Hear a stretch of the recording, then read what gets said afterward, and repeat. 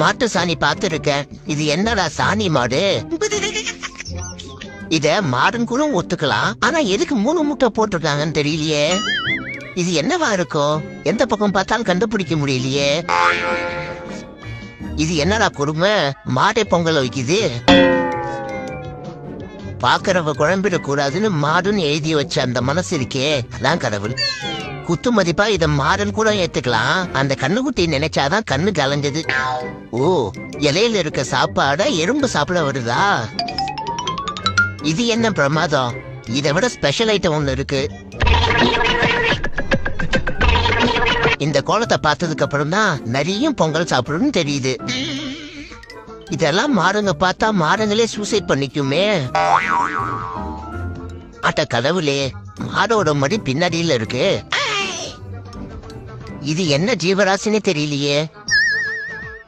மாடு கையால எடுத்து கரும்பு சாப்பிடுறதா இப்பதான் பாக்குறேன். கோல போட்டியில ஃபர்ஸ்ட் பிரைஸ் வாங்கின மாடு.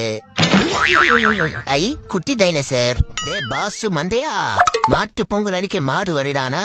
எதையும் மிருகத்தை வந்துச்சிருக்கா? இது எந்த ஆங்கல பார்த்தாலும் மாடு மாதிரி இல்லையா? எந்த மாடுகளா 3 கால் வந்துருது? மாடு வருகிறன்ற பேர்ல ஒரு அக்கப்போர் பண்றீங்களா? இதெல்லாம் மாடுக்கு பார்த்தா சூசைட் பண்ணிக்கொண்டா. ஐயோ நண்பா, நீ எங்க? அவன் யாரோட ஒழிச்சு வச்சிருக்கான்? ஐயோ இல்ல நண்பா, அது நீ இல்ல. அது ஏதோ டைனோசர் வரைய போனா அது இந்த மாதிரி ஆயிடுச்சு. அது டைனோசர் தானே? நான் கிடையாதுல. சத்தியமா அது நீ கிடையாதுரா, என்ன நம்பு. அவனுக்கு இதெல்லாம் வரைய தெரியாது உன்னெல்லாம். சரி உண்மையில இருக்க நம்பிக்கையில தான் போறேன். சரா நண்பா, பாத்து போயிட்டா. டேய் உன்னால தானே நண்பா கோச்சு. மாட்டு பொங்கலுக்கு கோலம் போட போற லேடிஸ் எல்லாத்துக்கிட்டையும் கொஞ்சம் கெஞ்சி கேட்டுக்கிறேன். உங்களுக்கு மாடு வரைய வரலன்னா விட்டுருங்க. அதுக்காக ஏன் எங்களை இப்படி பண்றீங்க?